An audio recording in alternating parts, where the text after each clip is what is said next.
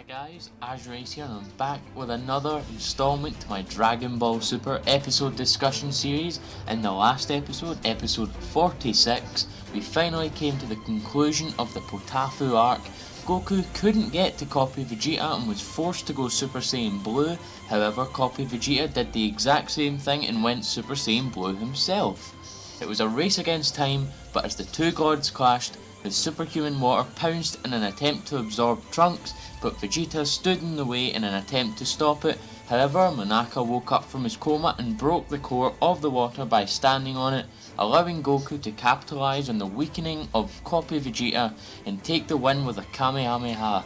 But at the end we got a look at a very familiar man running for his life as we saw Future Trunks and his desolate future as we come to episode 47, the beginning of the Future Trunks arc. SOS From the Future, a black new enemy appears. Where do I begin with this episode? This episode was so amazing in way too many aspects to count. The animation was pretty spot on. Sumitomo absolutely nailed it with this episode. There was like 3, 4, maybe even 5 different new music tracks in it. And one of the best parts is it's brought back that dark and depressing theme from Dragon Ball Z that we haven't seen in Super as of yet, and my god, they started this arc off with a bang and I love it. Before I even get into this episode discussion, we have a new part of the opening that has replaced the Universe 6 fighters, and yes, it is the Future Trunks arc obviously. We just see Future Mai, Future Trunks, we also see Black, who looks like an absolute badass. However, that isn't the most interesting part, because we see this new character, this new green Kaioshin. Who is this? Toriyama and Toei have been keeping this guy on the hush-hush because we've never seen him before. We haven't seen him in promotional art, we haven't seen him in promotional videos, we haven't seen him in anything. I feel like he can't be a Kaioshin. He just doesn't have that aura about him. I don't know what it is, but he looks like he's either... I don't even know how to explain it. But then we end off with a new screen showing Future Mai, Future Trunks, Black, Goku and the new Kaioshin, who's probably going to be pretty important as we get into the Future Trunks arc. But the episode begins in Trunks' future as we just see pure and utter annihilation absolutely everywhere. This is worlds beyond the level of what Future 17 and 18 brought to Trunks' future. We see Future Trunks running and hiding from something, and we also see this yellow lightning going through the clouds, and we get to see Black, or at least the silhouette of him anyway. He looks like just a huge big creature with these red eyes. He then starts firing just so many ki blasts down at the city, and as you can see, he creates huge destruction. I mean, look at the amount of explosions there is. He then flies away, which allows Trunks to run away. We then get the opening title card, and my god, Toei changed the music. This is what... If you've seen the episode, you know the music is way too cheery for this arc. But then we see Trunks go into this small factory looking place, and that is where we find Future Bulma working on the weird blue liquid from before. And yeah, Bulma still looks young as hell for some reason. Then Bulma explains, like I predicted, that the blue liquid is actually fuel for the time machine and that it is enough for one trip back to the past. She was only able to collect this small amount in a year period. That means that Black has been terrorizing the future for a year. Well, presumably terrorizing the future for a year, but she then tells Trunks that they need to go take the fuel back to Capsule Corp, where I presume the time machine is, and she tells Trunks that he is the last hope of the future and that Mai is waiting. And that is where this episode starts to turn on its head as Trunks looks like he senses Black and the building is hit with an explosion. Bulma also then senses Black as well, hands Trunks the fuel and tells him to go. Then another ki blast hits the building. Then we find out that the person Black was holding in the Dragon Ball Heroes trailer for Super was in fact Bulma. She's shouting for Trunks to just go, just get out of there, when Black tries to hit Trunks with another ki blast.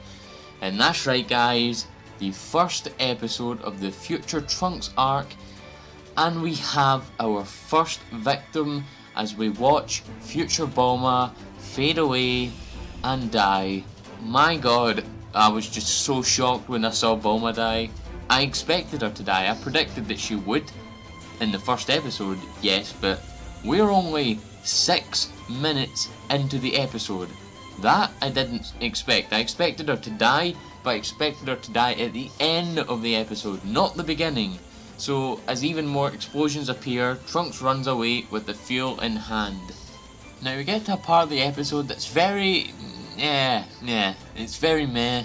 It detracts from the whole feeling of the episode. We skip back to the present and Goku and Piccolo have to harvest lettuce. And it's kinda nice because we actually do get a redrawn shot of Dragon Ball when Goku and Krillin were kids and training under Master Roshi. Krillin appears while they're doing this and actually says that Vegeta is on Beerus' planet right now training with Whis. Goku then hears him and he tries to sense Vegeta, and then he senses Vegeta go Super Saiyan Blue, which is enough to let him use instant transmission to get to him. And as Vegeta is going in for the punch, he bumps heads with Goku, and it's hilarious because, you know, that's what they do.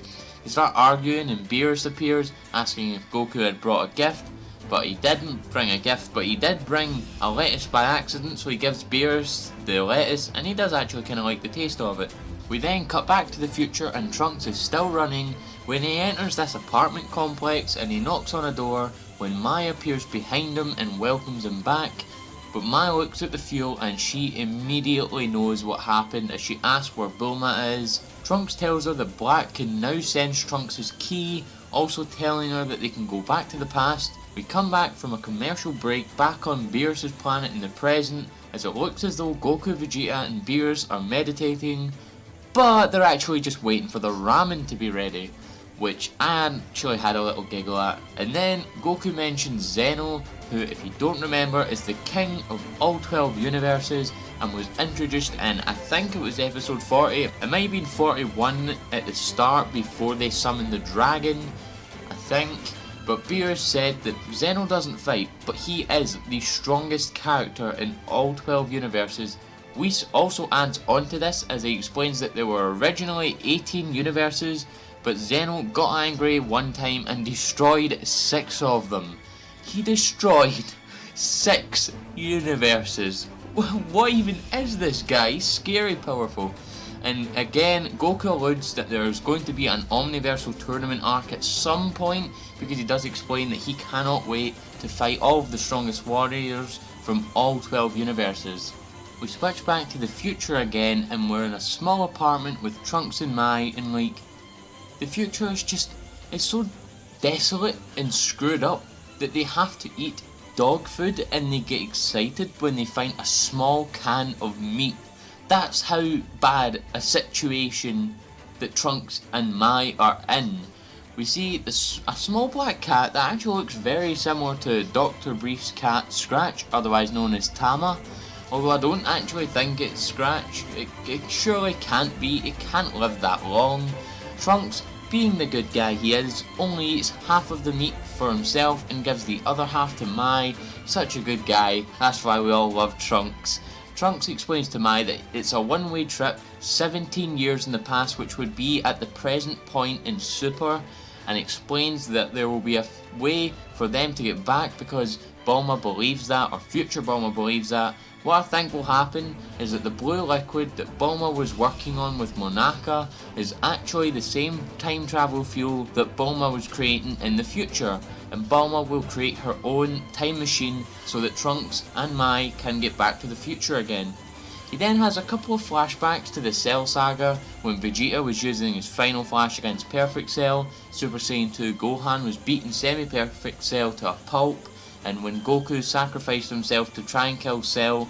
So it's nice to see he knows, he remembers how everyone is, but damn is he going to get a shock when he sees Gohan. He's going to be like, damn, you became such a scrub.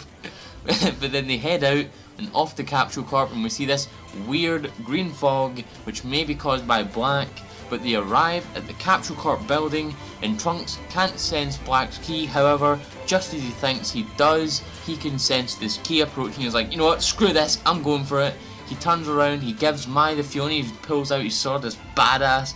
He runs towards Black with this new Sumitomo music, and Black is just descending from the clouds. Black's firing so many ki blasts at Trunks, and Trunks like fires a ki blast with his sword, and it looks amazing. He dodges all the ki blasts, and Black dodges all of Trunks' attacks as well, who even fires even more blasts at Trunks, but he slashes them with his sword.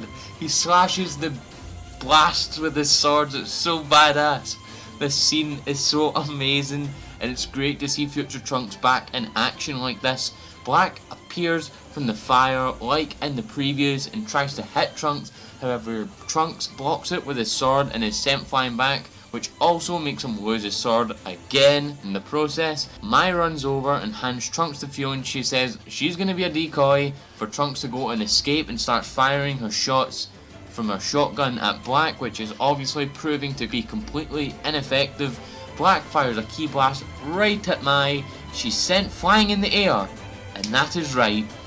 Black claims his second victim of the Future Trunks arc as Mai dies in Future Trunks' arms. I am not even kidding. Am I watching the same show? This is not the same show I was watching a week ago in episode 46. But then Trunks runs over to Mai, and honestly, I expected a transformation because he is real angry now. As the fire dissipates and a light shines on the silhouette, we finally get to see Black as he looks exactly like Goku. His clothes do look like a mix of the Kaioshin and Goku. He also has that mysterious One Potara earring as Masako Nozawa's voice utters as Black, "Today's the day you die, Saiyan," as the episode ends there. My overall thoughts for this episode: was it a perfect episode? No. Was it an amazing way to introduce the Future Trunks arc? Hell yes it was. There's only one major gripe I have with this episode, which I'll get into in a moment, but wow, where do I really begin with this episode? First of all, can I just say, Takeshi Kasao has completely nailed his return to Dragon Ball with this episode. He is the voice actor of Future Trunks. I absolutely loved his return. I loved his voice actor work in Dragon Ball Z as Trunks. Also, Masako Nozawa, oh my god, she made Black sound perfect. She sounded so evil. She sounded like just an evil Goku, and it's just, she hit the nail on the head with it. I absolutely can't wait to see more of Black from the future of Nozawa doing his voice. Next, the music. I've seen Sumitomo come under so much fire lately in the Dragon Ball community for the music he's done in Super, but absolutely no one can deny that he did perfect in this episode.